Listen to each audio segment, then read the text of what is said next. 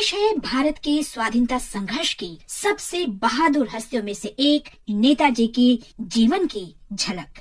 सुभाष चंद्र बोस को प्यार से नेताजी कहा जाता था। उनका जन्म 23 जनवरी 1897 को कटक में हुआ था। उन्होंने कलकत्ता विश्वविद्यालय से 1919 में स्नातक शिक्षा प्राप्त की और 1921 में इंडियन सिविल सर्विसेज परीक्षा उत्तीर्ण की। कहा जाता है कि बाघ को लंबे समय तक पिंजरे में कैद नहीं रखा जा सकता। आजाद ख्याल के सुभाष चंद्र बोस ने चित्तरंजन दास से प्रभावित होकर सिविल सेवा से त्याग पत्र दे दिया। उन्होंने अंग्रेजों की दास्ता करने के बजाय अपने देश की आजादी के लिए कार्य करने का रास्ता चुना। सुभाष ने स्वराज का समर्थन किया। उनका विचार था कि आजादी दी नहीं जाती बल्कि ली जाती है। इसलिए उन्होंने अपनी मातृभूमि को विदेशियों के चंगुल से मुक्त कराने की रणनीति बनाई। इसके बाद उन्होंने कभी पीछे मुड़कर नहीं देखा।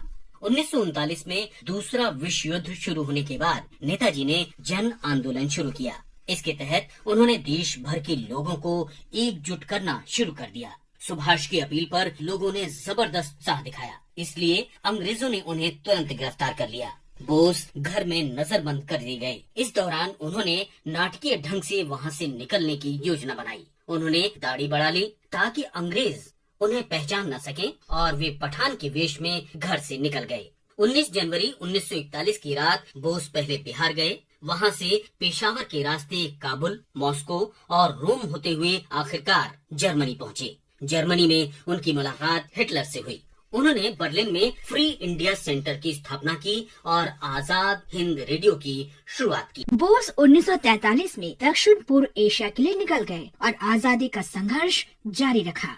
आजाद हिंद फौज को उन्होंने नया रूप दिया। नेताजी ने गांधी, नेहरू और मौलाना आजाद के नाम पर आजाद हिंद फौज की रेजिमेंट के नाम रखे। आजाद हिंद फौज में एक रेजिमेंट ऐसी भी थी जिसमें केवल महिलाएं थी। इसका नाम झांसी की रानी लक्ष्मीबाई के नाम पर रखा गया।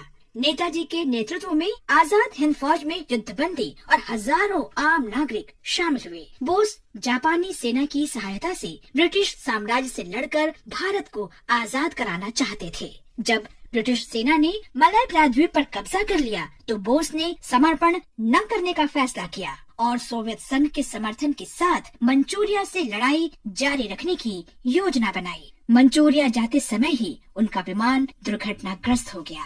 बोस के मृत्यु के बारे में विवाद है।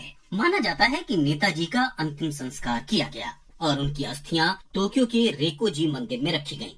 हालांकि इस बारे में भी विवाद है कि मंदिर में रखी अस्थियां नेताजी की हैं या नहीं। इसके कारण कई तरह की धारणाएं बनी और माना गया कि शायद सुभाष इस हादसे में बच गए हों। गांधी जी ने नेताजी को देशभक्तों का देशभक्त कहा था।